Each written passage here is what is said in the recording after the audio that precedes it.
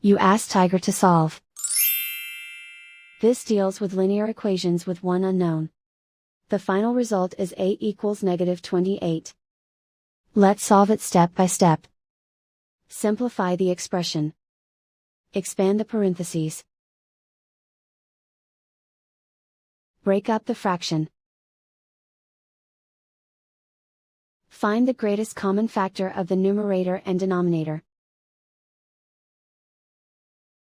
Factor out and cancel the greatest common factor. Group all constants on the right side of the equation. Add 2 to both sides. Simplify the arithmetic.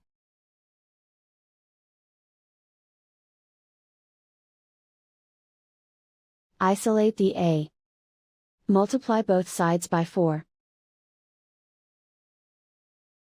Group like terms.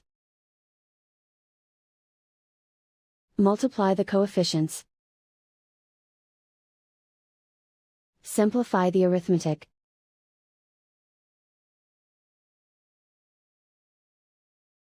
Convert the a into a positive number.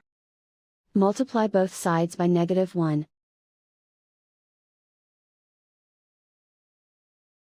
Remove the ones.